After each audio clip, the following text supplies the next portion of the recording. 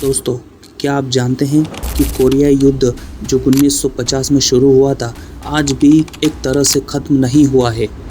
आज हम समझेंगे कि इस युद्ध का इतिहास क्या था, कैसे शुरू हुआ और क्यों आज भी कोरिया दो हिस्सों में बँटा है। दूसरे विश्व युद्ध के बाद जापान उस समय कोरिया पर शासन कर रहा था, पराजित हुआ और कोरिया को उसके नियंत्रण से मुक्त कर दिया गया।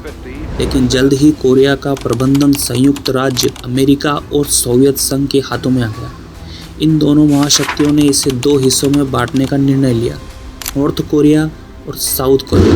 विभाजन के लिए 38th पैरेलल का उपयोग किया गया, जो दोनों देशों के बीच एक सीमा बनाई गई, एक दीवार बनाई गई।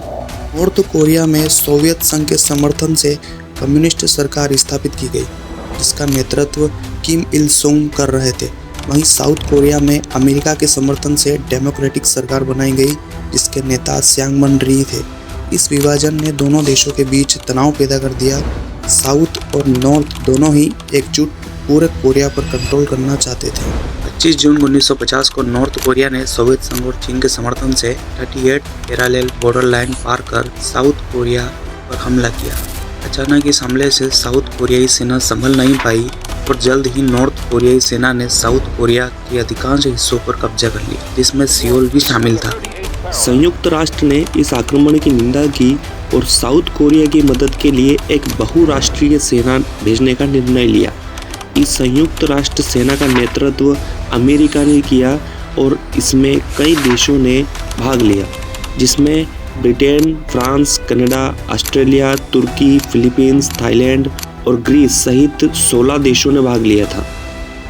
अगस्त 1950 तक संयुक्त राष्ट्र और साउथ कोरियाई सेना पुसान पेरीमीटर नामक क्षेत्र में डटी रही, जिससे नॉर्थ कोरियाई सेना आगे बढ़ नहीं पाई। सितंबर 1950 में जनरल डगलस मैकआर्थर के नेतृत्व में संयुक्त राष्ट्र सेना ने एक साहसिक इंचोंग लैंडिंग ऑपरेशन किया, जिसमें उन्होंने पश्चिम कोरियाई के इंचोन बंदरगाह पर उतराई कर नॉर्थ कोरियाई सेना को पीछे हटने पर मजबूर कर दिया था और सियोल को फिर से अपने कब्जे में ले लिया था। इसके बाद संयुक्त राष्ट्र सेना नॉर्थ की ओर बढ़ी और 38 पैरेलल बॉर्डर लाइन पार कर चीन की सीमा के पास यालू नदी तक पहुंच गई। चीन ने इसे अपनी आंतरिक सुरक्षा के लिए खतरा बताया और अक्टूबर 1950 में अपनी सेना युद्ध में उतार दी। चीनी सेना के शामिल होने से युद्ध और भीषण हो गया और दोनों पक्षों के बीच लंबी लड़ाई चली। अंततः 27 जुलाई 1953 को एक संघर्ष विराम समझौता हुआ, जिसके तहत 38 पैरेलल बॉर्डर लाइन पर एक असैन्य क्षेत्र DMZ का निर्माण हुआ।